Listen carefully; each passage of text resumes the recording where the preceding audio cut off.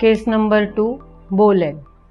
ये जो बो लेग है ये ज़्यादातर छोटे बच्चों में होता है और उनके जो पैर हैं घुटने से थोड़े से राउंड शेप में होने लगते हैं। और जो अगर बच्चे को सीधा खड़ा करें तो उसके घुटने का जहाँ पर अंतर है वहाँ पर अंतर आता है, वहाँ पर गैप होता है 2-3 इंच का। और इसके कारण जब बच्चा चलता है या भागता है, दौड़ता है तो वो गिरने लग जाता है, वो भाग नहीं सकता है। और इस प्रकार से ये बो लेग जैसे जैसे बच्चा बड़ा होता है ये बढ़ते जाते हैं, ये और राउंड होते जाते हैं। इसका इलाज एलोपैथी में ऐसे कुछ है नहीं, इसका ऑपरेशन जब थोड़ा बच्चा बड़ा होता है तो ऑपरेशन किया जाता है। पर ये इसका कारण होता है कैल्शियम मेटाबॉलिज्म का बिगड़ना। तो न्यूरोथेरेपी में हम क्या करते हैं कि हम कैल्शियम मेटाबॉलिज्म को ठीक करते हैं। जैसे ही उसका ये सिस्टम ठीक होना शुरू होता है उसके मसल सेल, बोन सेल के अंदर कैल्शियम जाने लगता है और जिसके कारण धीरे धीरे उसके जो बोन है वो सीधे होने लगते हैं और 1 या 2 महीने की ट्रीटमेंट के बाद उसके पैर सीधे होने लगते हैं और बच्चा ठीक से चलने लग जाता है। मैं वहां पे जिस पेशेंट के यहाँ मैं जा रहा था उसके पहले मैं उसी बिल्डिंग में एक पैरालिसिस पेशेंट्स को देखने जाता था और वो पेशेंट्स जो था वो हमारे सूरत के एक बहुत अच्छे जाने माने डॉक्टर है। उनके फैमिली में पैरालिटिक पेशेंट था। लगभग 6-8 महीने से वो फिजियोथेरेपी करा रहे थे लेकिन कुछ भी खास रिजल्ट्स नहीं आ रहे थे। फिर न्यूरोथेरेपी के बारे में उनको किसी डॉक्टर के थ्रू पता चला, क्योंकि बहुत सारे सूरत के ऐसे डॉक्टर्स हैं जो न्यूरोथेरेपी को अच्छे तरह से मानते हैं और फॉलो भी करते हैं। तो एक डॉक्टर था जिसको पैरालिसिस पार्किंसंस था और वहाँ के बहुत बड़े एमडी हैं और वहाँ के अपोलो हॉस्पिटल में सर्विस करते हैं, उनका काम है वहाँ पे। तो उन्होंने बताया कि आप मुकेश जी से मिलिए, वो न्यूरोथेरेपी करते हैं और आपके पैरालिसिस लगभग ठीक हो जाएगी। तो मैं उनके घर जाता था और लगभग 3-4 महीने में वो अच्छा हो गया। तो जब मैं वहां जा रहा था तो वहां पे मैंने एक बच्चे को देखा जो ऐसा चलता था और लगभग 2.5-3 साल के आसपास का बच्चा था, ऐसे चलता था। तो मैं कहा यार ये तो बहुत खराब स्थिति है और उसकी मम्मी उसके साथ थी। मैंने बोला ये बच्चे का कहीं इलाज कराइए आप, क्योंकि अभी छोटा है, अभी ठीक हो सकता है, बाद में होना थोड़ा मुश्किल है। तो उनको पता चला कि मैं भी न्यूरोथेरेपी करने यहाँ पे इस डॉक्टर के पास आता हूँ। फिर उन्होंने डॉक्टर के पास जाके वो मेरे बारे में पूछे कि ये करते क्या है, जानकारी लिया। नहीं जी, मैं यहाँ लगभग 1 महीने से थेरेपी करा रहा हूँ, मेरे को बहुत फायदा है, मेरे हाथ ऊपर नहीं उठते थे, भी हाथ ऊपर उठने लगे हैं, हाथ में स्ट्रेंथ आ गई है, हाथ में कुछ उठाने लगा हूँ। फिर उन्होंने बोला कि चलो इनसे कुछ बात करते हैं। तो वो जो बच्चा था, उन्हीं बच्चे के अंकल है, वो खुद ऑर्थोपेडिक डॉक्टर है। वो बच्चे का जो अंकल है वो खुद ऑर्थोपेडिक डॉक्टर है। उनको पहले विश्वास नहीं हुआ कि ये क्या कर सकते हैं। फिर वो डॉक्टर से मेरे को एक दिन बोले कि आप हमारे वो हैं, उनसे आप बात कर लीजिए, हम भी आपकी थेरेपी स्टार्ट करने वाले हैं। तो मैं कहा ठीक है जरूर। तो वो डॉक्टर से 2-4 क्वेश्चंस किए कि आप कैसे करते हो, ऐसे कैसे ठीक हो सकता है, क्योंकि इसका हमें तो उम्मीद नहीं लगता, क्योंकि हमें सर्जरी ही करनी पड़ेगी बच्चे की। तो मैंने उनको साइंटिफिकली समझाया कि हम न्यूरोथेरेपी में इस प्रकार से कार्य करते हैं, ये साइंटिफिक साइंस है, इस पे हम कैसे करते हैं वो मैंने बताया कि हमारे बॉडी के अंदर ऐसे ऐसे केमिकल्स बनते हैं, आपको ही मालूम है, मींस आप डॉक्टर हो। बॉडी के अंदर अगर ये बच्चे को ये जो तकलीफ आई है, इसमें सबसे बड़ा रोल है उसके माँ का भी। उसके माँ की हिस्ट्री जब मैंने ली तो उसके माँ जब प्रेग्नेंट थी तो फर्स्ट टू 7 मंथ के बीच उसको बहुत सारे पेन आते थे, क्रैम्प्स आते थे। और उनके माँ के जो रिपोर्ट जब मैंने देखे तो उनका कैल्शियम लेवल, विटामिन D3 का लेवल, उसकी माँ की D3 का लेवल 16-17 रहता था।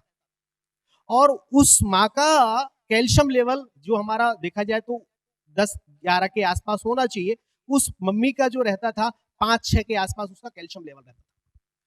फिर मैंने समझा कि ये प्रॉब्लम्स को हमको उसके माँ के साथ भी ट्रीट करना पड़ेगा, जेनेटिकली इसको ट्रीट करना पड़ेगा। तो लगभग उस बच्चे को मैंने 2.5 महीने के आसपास थेरेपी दी। आज वो बच्चा 100% ठीक है, जो पहले चलता था और आज वो चलता है आज उसको। और उसके बाद उस फैमिली में जो डॉक्टर की फैमिली है, आज भी उनके घर के 3-4 डॉक्टर्स मेरे क्लिनिक में आते हैं और ट्रीटमेंट्स भी लेते हैं।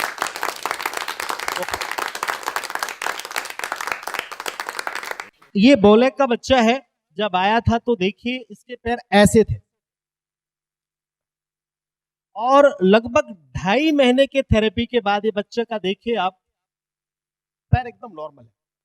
अभी वो दौड़ सकता है, चल सकता है, खेल सकता है, सब कुछ कर सकता है, कोई प्रॉब्लम नहीं है।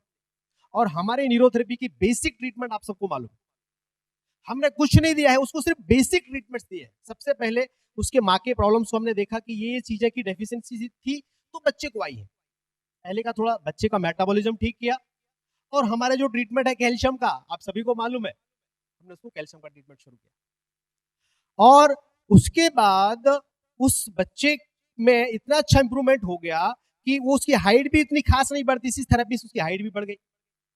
और क्योंकि जब पैर ऐसा हो गया, सीधा हो गया, तो हाइट नेचुरली बढ़ने वाला है। तो इस प्रकार से उनके घर से कम हमको, उनके परिवार से, डॉक्टर फैमिली के परिवार से कम 8-10 पेशेंट्स हमारे को मिले, और आज भी वो बहुत मानते हैं और थेरेपी लेते हैं। तो ये जो बच्चे होते हैं, नी में जो बोलेग्स के बच्चे होते हैं, इनमें आप देखते हो कि पैर बाहर की तरफ उनके फैलने लगते हैं।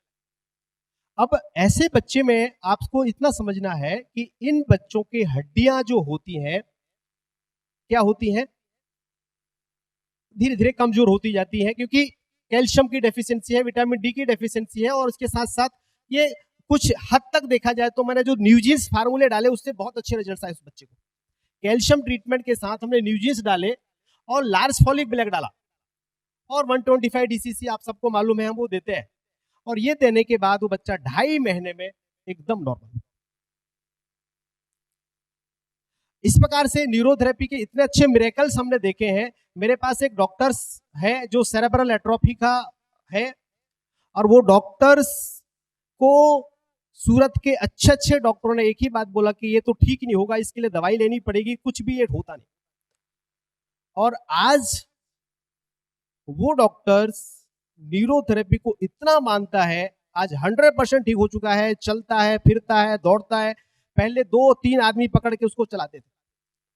तो ऐसे बहुत सारे केसेस हैं न्यूरोथेरेपी में, मिरेकल्स होते हैं, रिजल्ट्स आते हैं। सिर्फ हमको डीप स्टडी करना होगा, समझना पड़ेगा। आप जो बुक्स में लिखे हैं उसको तो मानना ही है, इसके साथ साथ थोड़ा आपका जो स्टडी होगा, उसमें आप जो पढ़ाई करोगे, उसके जो कॉजेस देखोगे, उसके जो सिम्टम्स देखोगे, उसके साथ आप ट्रीट करोगे तो रिजल्ट्स बहुत अच्छे आते हैं। और इसमें सबसे बड़ी चीज मैंने जो देखा है कि पेशेंट्स का जो स्ट्रेस लेवल है, हर बीमारी में स्ट्रेस लेवल बहुत हाई हो जाता है। मेरे जो करता हूं उसमें मैं हर एक पेशेंट्स को एक सेरोटोनिन का ट्रीटमेंट जरूर ऐड करता हूं।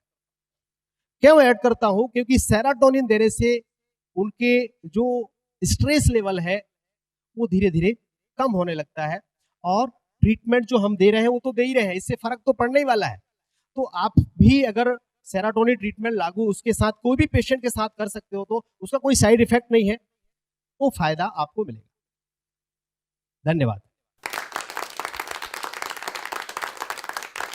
Thank you sir, please please. तो मुकेश सर जी, बहुत अच्छा केस था आपका, थैंक यू वेरी मच। मैं विनती करूंगा तीनों चेयरपर्सन से, प्लीज उनको फेलिसिटेट कीजिए।